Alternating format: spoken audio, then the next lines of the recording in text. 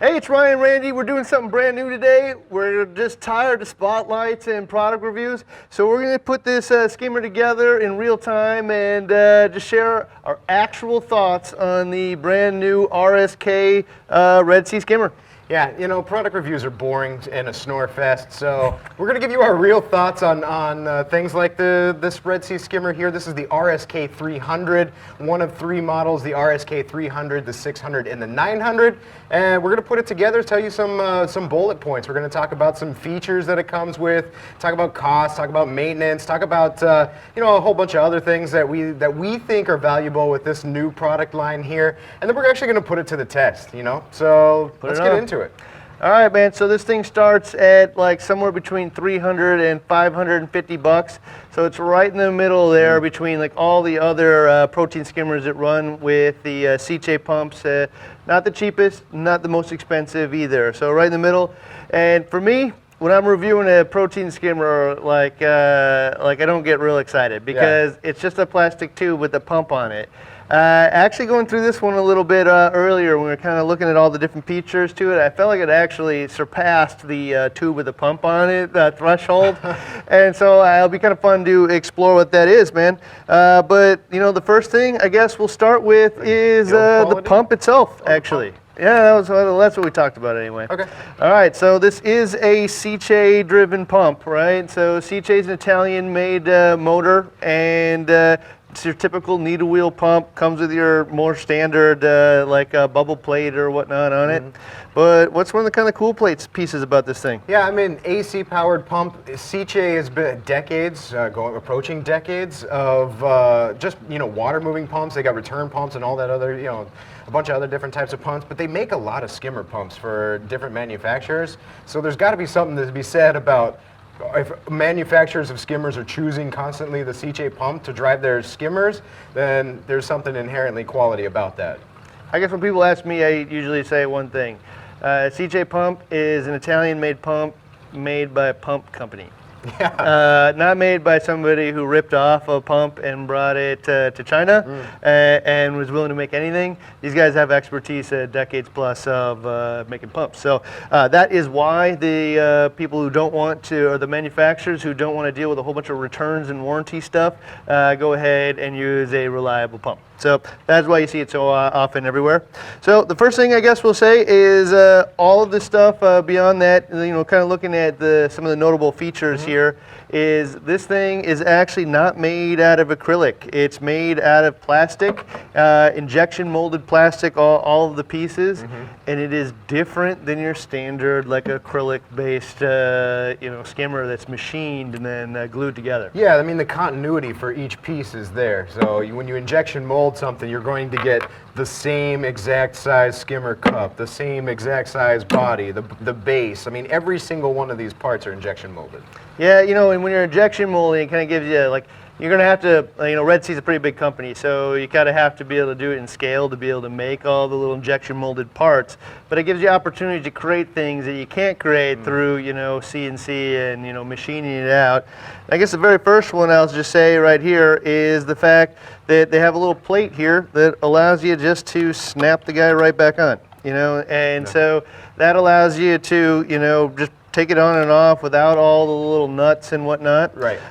Also, in relation to that, you know, all of them have like some kind of method for, you know, opening and closing the amount of water that comes out of the skimmer, which raises and lowers. Yeah. They, you know, are able to gear machine the bottom of this guy, and it starts wide open, and then really smoothly, all of a sudden closes off that little opening on the bottom until it's real fine tuned. So, like, you know, when you're machining something and having injection molded parts, it gives you opportunities to do things that you can't do otherwise. Yeah. So that's pretty cool. Well, I mean, to add to that, the opening and closing portion of it's where the water releases out of the body of the skimmer, so you can kind of balance out how much water's in the skimmer, and then in essence, like, figure out where your foam height is.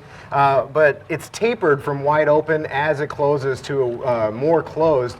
So, you know, to me, in my mind's eye, I think of this as sort of like a hybrid of the sort of like the wedge pipe adjustment that has an angle wedge bottom, and as I close it, you can see that gradually getting, you know, more open, more closed. And then there's a standard gate valve where it's like a ball usually inside of a gate valve, and as you open it, it allows like more and less. This is kind of tapered, so I feel that it's kind of a hybrid of the two, but I love a gate valve. I'm not a big fan of the wedge pipe adjustment myself, so if I can turn a knob and on the top of the knob it says plus or minus, where I know I can add more foam, turn it the other way and get less foam, it's just easy.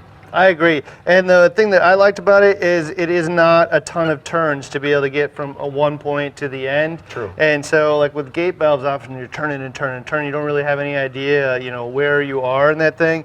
You know, this thing has a plus and minus on the top, and there isn't that much, you know, travel between the top and the bottom.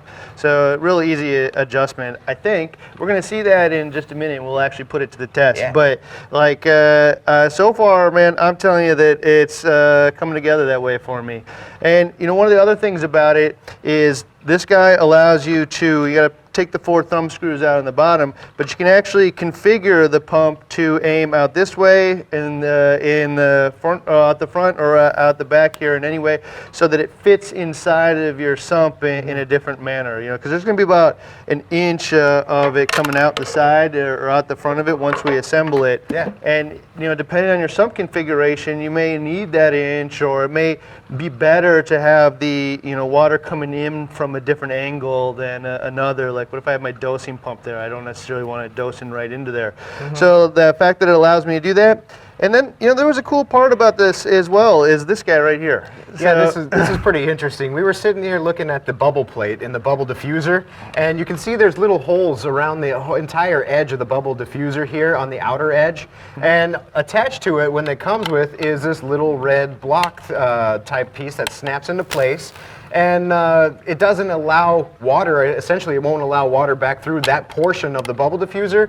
So we're sitting here thinking, like, what could that be used for? So we got on the phone with Red Sea and verified that in fact it is what we thought it was. It's to cover the holes that are directly above the output of the skimmer body. So that way, when there's bubbles up in here in the skimmer body and water's being recirculated back down to where the pump is, that little section is blocked off from sucking bubbles down, and micro bubbles. Yeah, so the micro bubbles that are in there, the skimmer bubbles, all are coming down this direction instead of being sucked directly out where the output is. And I gotta say, again, this is, you know, you're all allowed to like machine this little clip piece in there, which is cool.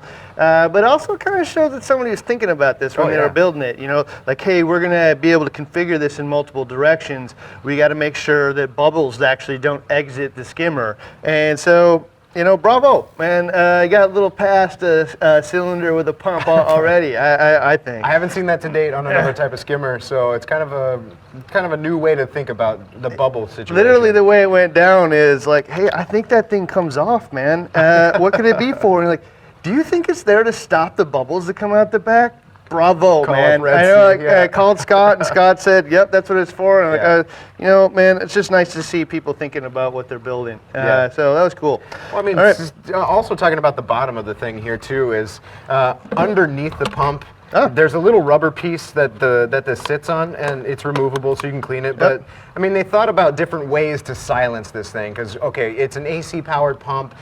Inherently, if you're directly comparing them to DC powered pumps, an AC powered pump is probably louder in some degree. So then there's ways to make this thing quieter, so you're not getting vibrations in your sump and it's transferring into, you know, the cabinet and what have you. So they got a little rubber seat for the pump to sit on, and then also underneath they've got 4 pretty thick rubber feet that snap into place too. So this thing sits, it sits about a ½ inch off of the bottom of your surface of your sump, and doesn't transfer vibrations. So well, so in theory, we're gonna plug it in here in a minute and find out. I've actually never seen one running, so I'll give you our real-time opinion of how it works. But yeah, definitely eliminating the vibration areas between hard plastics is going to reduce the amount of noise that's involved. And you know, we got a little rubber stopper here for the cord. You let me take that out here. Oh yeah. So you know, if you can remove all that noise, one of the things though that also is happening is with an AC pump, it does make a little bit more noise than like a DC pump does. but in my experience, they're more reliable. They're less finicky. They tend to not get as gunked up. They're not as precision, or they don't have as little tolerance. AC pump has way big tolerance for operating than a DC pump.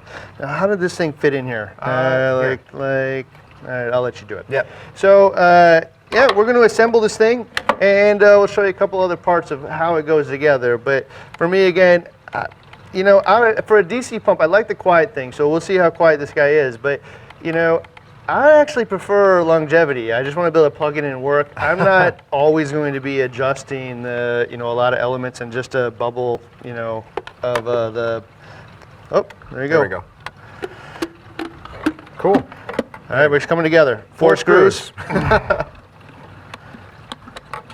And so there's a lot of skimmers that come together these days. So some of them have like an O-ring and you just snap it in, which is easy. Yeah. Some of them have 4 screws like this. And I'll say in general, when I'm putting a skimmer together, because now most of them are coming with pumps in the bodies these days. And there's upsides and downsides. The upside to it is, hey man, it's super compact, right? Downside to having the skimmer inside of it is the bubbles are now only going to start from right here. So you really only have a reaction chamber from here to here. If it was external, then you'd have, they'd pump them in the bottom and you'd have the whole thing. But I'll say most people don't care about that. They want it to be as small as possible, and they definitely achieve that here. But just the 4 screws, you saw how fast it goes together. Yeah. That's the other part about maintenance, is when I'm maintaining the skimmer, if it's inside, that means I do need to take it apart. If it was outside, I can just kind of pop it off. So, it took us an extra minute there maybe to screw it together. That, yeah, for if sure. that. All right. Well, boom. So yeah, there is this this uniseal style of rubber, again with the rubber and reducing vibration or any transferred noise.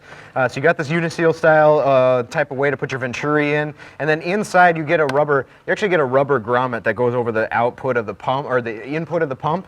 In which case that's what seats the venturi there back inside. So, I mean, that's rubber on rubber contact, so there's no plastic touching each other, so that reduces noise also. But you see it like this just snaps in, snaps out, and they give me just enough tubing that I need to go from here to here. Like, I don't need any more. I don't need this S shape. I don't need all this. Yeah. All right, I agree, man. So the tube only needs to be as long as you actually need it to be, and they've already cut it for me, so I have all that excess on there. I don't know, it's nice. But one of the things that really surprised me here is absolutely this little cork here. They have, anticipated that this thing is going to eventually probably get some moisture in it, yeah. And you need a way to get it out. So the fact that they port a little port in there and a little plug, man, is super awesome. But you better yet, I'm not going to lose the plug because they have it tethered in there. and the thought process, man, of tethering it because they care whether or not you lose this thing and I is lose pretty things sweet. like that all the time. I mean, dude, if you pull the thing out, you drop it in your sump, man, it's probably not gone, but man, it's gone for all practical purposes. If I'm gonna have to go searching around my sump for that teeny little cork. So the fact they tethered it, man, bravo to those guys. Cool. Awesome. So things basically assembled, and let's just put the first parts together. Yeah. So the skimmer cup with an O-ring seal. Boom. So the first thing I'll note here is the top is pretty tight. So it takes a little bit of effort to get off there, and you're going to see in a minute that is very intentional. But it's got a rubber seal, and you put it in there, and it just slides in. And probably over time and overuse of pulling it out, putting it back in. Actually, when it has water in there to sort of lubricate the O-ring, that might come easier over time. Might, but there's a good reason as to why For sure. it fits tight here, and you're going to see in a second. So the top right now at the moment just pops right on and off, and it's kind of neat, man. Like there's a little window here in the side. It's not just there for a decorative purpose. So what's it for? Yeah, so usually if I have my foam level set in the neck of my skimmer, so it's somewhere up in here, say that skimmer cup starts to fill up and you're 3/4 or a half of the way full, you've just lost the ability, depending on how dark that skimmate is, I've lost the ability to see, where my actual head foam is, where it's breaking the bubbles are. So now with this, with this neck thing in here, that's just an area where I can look through and actually see into the neck versus having to look through thick, dark So skimmate. raw skimmate? Yeah. All right, so here's the catch on it though, is hey, this is gonna get caked with skimmate as well on the inside, so True. you're not gonna be able to see there Still. either way. Yep. Unless they give you a little guy here that allows you to clean it. And this is where all the tight fitting pieces matter. So I'm going to be able to turn this guy and it's going to clean the neck for me, right? And so if it wasn't tight fitting, this whole thing would spin around in circles and you get mad. Yeah. So, you know, there's a reason for everything. And in this case, it allows you to spin it and clean all the gunk off. And I will say it's an optional piece. You saw me clip it in there. You don't have to use it.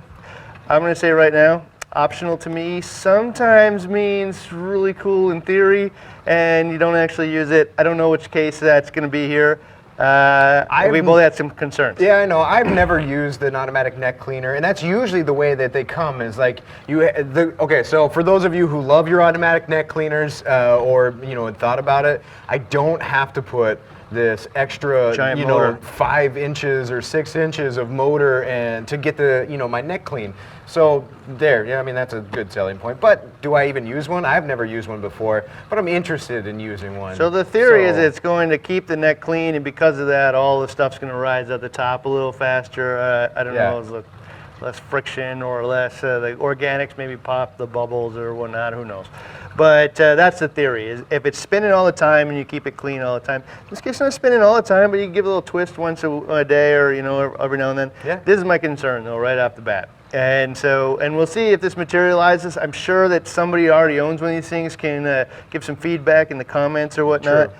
My concern is there's going to be all that kind of like caked on, you know, smear skimmate and that's really thick stuff. And when I spin it, either one, I'm going to create a big line, thick line of it right here, and it's just going to kind of push it around. I'll definitely be able to see through my window again, and it'll be clean again, except for right on the fronts of it. Or it's going to drop down back into the skimmer, which means a lot of that waste is going to go back into the tank. And so I guess we're going to kind of see, man, like if you used it every day and kept it clean, maybe that doesn't happen at all and it just improves performance. If you're going to use it every month or whatever, every week or whatnot. When after it's really yeah, thick. it's probably just going to put a bunch of gunk in your tank. Fall back so, you know, depending on how you use your skimmer, I think it was wise for them. You know, obviously it fits in there pretty tight.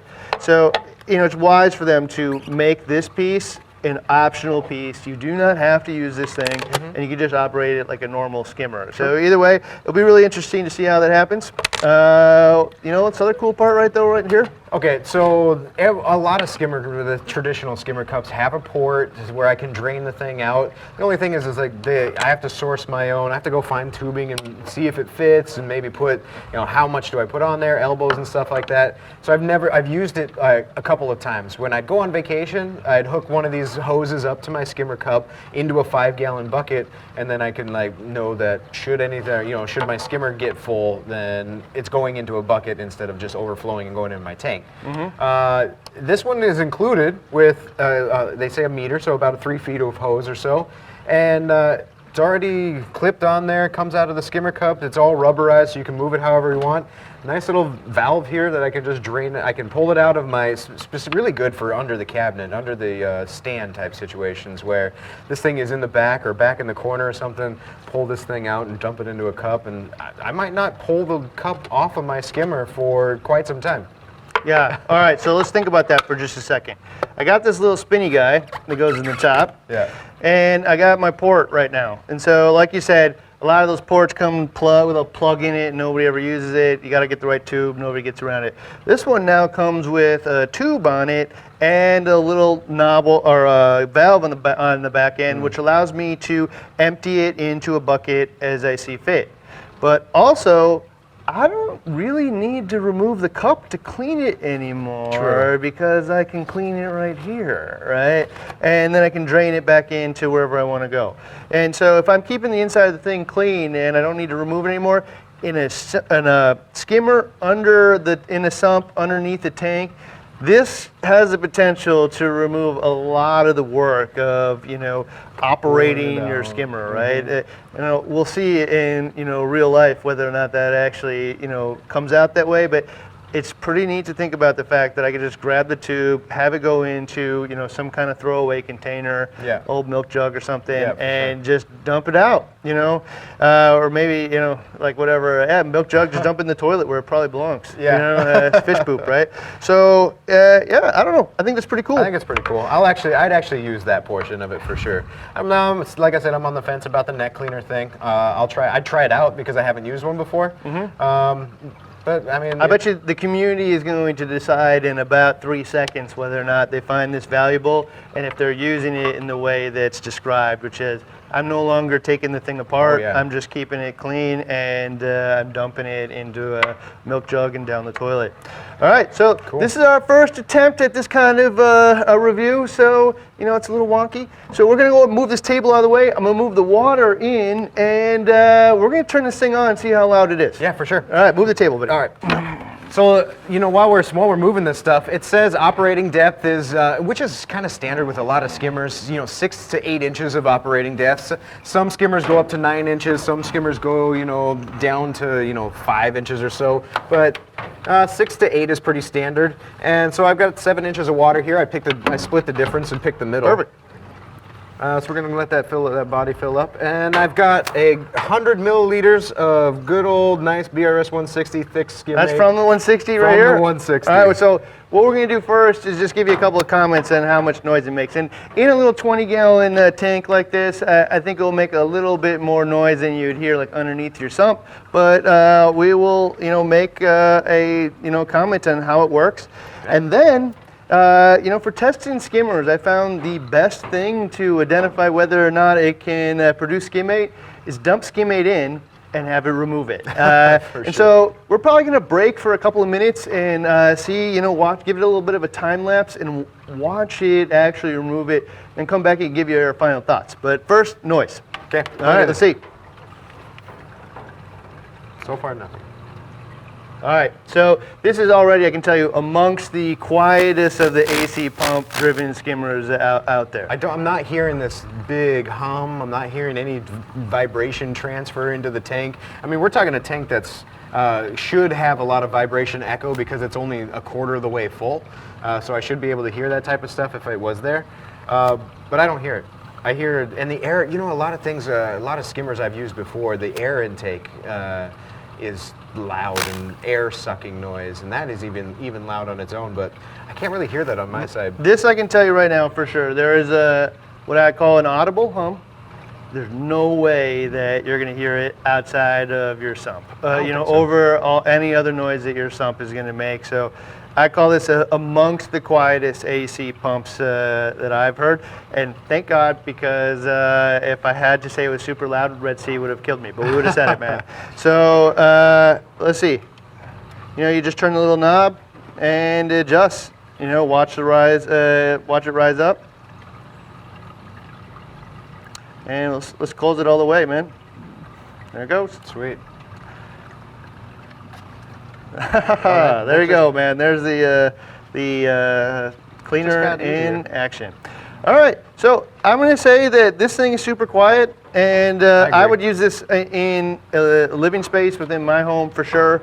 Meets that standard. It's probably because they're putting those rubber feet on it. They're putting the rubber transfer between the pump and the mounting plate, and because they're using the C-shape pump, which is already one of the more precision-made pumps out there. All right, so I don't know. I mean, we're gonna see. Let's see if this thing starts collecting immediately. Otherwise, we're gonna just kind of step away, and we'll give it like a 5-minute, 10-minute, or whatever is required time lapse to remove the skimmate and have it go in. I think I'll probably tune it so it's right around the top of the neck there, and see what happens. All right, you want to do the honors? Yeah, actually.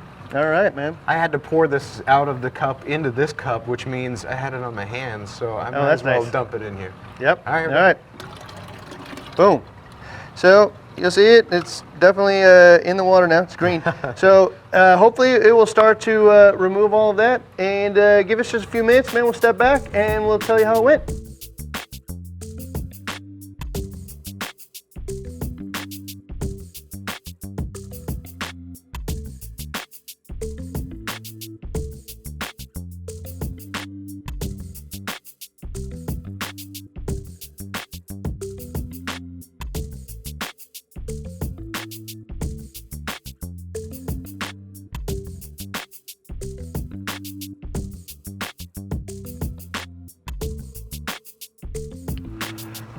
Well, All right, it's been what, 10 minutes? right at like 10, 11 minutes or so. All right, so And you came and turned it up just to get more organics out, whatever's lower organics, because it already pulled whatever was in there out. For the yep. most So part. I actually had turned it all the way open right in the beginning here, and I guess I don't know if you can see it down in there, but it pulled out most of the skimmate right away.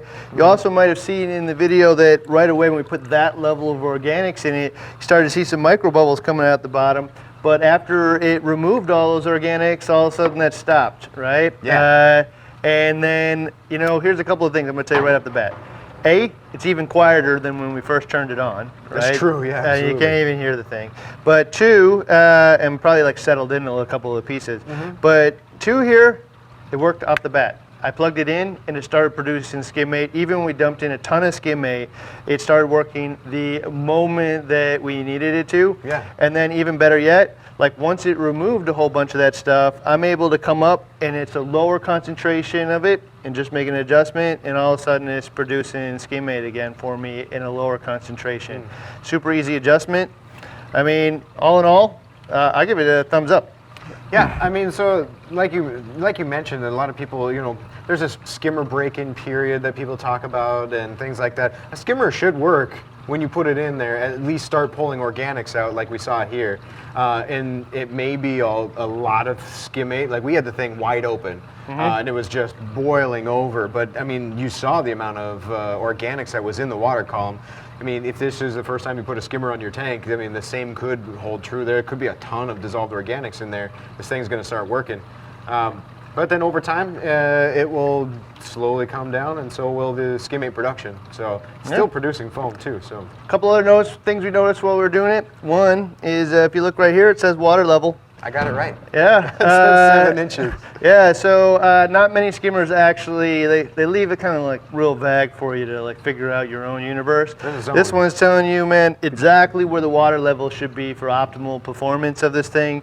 Real clear, concise advice for me is probably the most valuable thing you can get out of any piece of equipment. Oh, yeah. And I'll tell you right now, you can actually see inside here that that little plastic plate there is definitely preventing the micro bubbles from going down right where it would be sucked back There's into a the space tank. there for sure. Yeah, so I don't know. All in all, I think it all works. And so at $300 for this guy, all this the way guy. up to $550 for the biggest model. The 900, Value yeah. point, man. How valuable? You know, with the features of like, I'm going to actually use a drain here, and I probably would be less inclined to pull the thing out because maybe I do end up using this on the daily. Just give it a one turn and empty it out. Then I don't have to pull this thing out of my, out of my sump every 2 weeks or what have you, or every 3 days when my cup is full. I can do it from right there. So value scaled to 1 to 10. This is an 8.5, I suppose, for me. Put you on the spot I'd there. use it. Yeah. I'd use it. I'd use it. That's a pretty good. That's a pretty good thing. I'd use gonna- it. I'm gonna guess. I'm gonna say it right now, man. I saw the last skimmer, which like kind of looked like a canister Oh, filter, yeah. right? The Sea Skim. And so when I first heard Red Sea is coming out of the skimmer, like my expectations were not like sky high, right? Except for everybody's been talking about this thing for ages now, ever since he first came out of Interzoo. Yeah. And I guess I understand why, because like we said in the beginning here, at $350 for a Seche pump-driven skimmer, and the pump is what drives a lot of the cost in these things. So that's why I keep referencing the actual pumps in it, because it gives a good comparison between other types or Right. other brands. And it's not the cheapest one, and it's not the most expensive one. And I gotta say, I think that it fits right where it landed, man. It has all kinds of features in there. The build quality from being able to injection mold a whole bunch of the pieces is different than your like acrylic machine stuff. In some ways better. Not as like hefty as some of the acrylic things, but Still holds actually, up. other than this thing right here, all of it's super, super, super sturdy. And I'll tell you, this piece on almost every skimmer is the weakest point yeah, on the for whole sure. thing. So I don't know. I'll give it. $300. I'll give it your. I'm gonna go one up. I'm gonna go 9. I'm gonna gonna beat go it by 9? half a point. All right, I think for $300, man, it'd be hard to beat. It's definitely right up amongst there. And if you're already kind of invested in the Red Sea brand, you like what they're doing.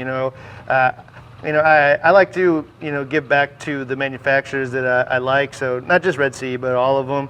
And if I like a bunch of their products, man, I try to stay in their line and help them promote, because, you know, building a thing like this and getting all of the injection molded parts made is not a cheap process. They actually have to like hope to sell 1 million of these things. But so I don't know. I get back. Hey, if I'm a Red Sea fanatic, like I've got the Red Sea Reefer tank, and I've got the latest Red Sea. I've switched over to the Red Sea LED lights, and I've used Red Sea. I mean, if Red Sea has everything for me. I guarantee I'm picking up one of these for my Red Sea Reefer. Yeah, absolutely, man. I don't know. I like the whole thing. So, I mean, so, hey, we just finished our very first, we're not even know what we're going to call these things, but like, you know, no more spotlights. Well, I shouldn't say no more ever, but like, you know, the spotlights are super scripted and, you know, like, you know, really digging into all the pieces. But sometimes it's just nice to hear with two reefers actually think about a reefing related product. We have the benefit of touching a lot of different skimmers, and I mean, I can't even think of how many I've actually run. But yeah, so hey, give us a thumbs up or let us know, you know, if this is the kind of thing that you enjoy seeing. You know, even better, like throw some title examples out there. My ideas of what to call this thing. Like we're throwing around real reefer stuff, but there's some things kind of dorky. I'm sure you guys can come up with some awesome. Yeah, hey, and more importantly, we're gonna go share this with the marketing guys, in the building, and let them know if you'd rather see something like this rather than your scripted kind of product spotlight with everything's perfect and whatever. If this is more valuable to you, let us know, because we can start shooting them this way. Yeah, for sure. All right, we'll see you next week. See you guys. Thanks, Red Sea, for producing something pretty cool.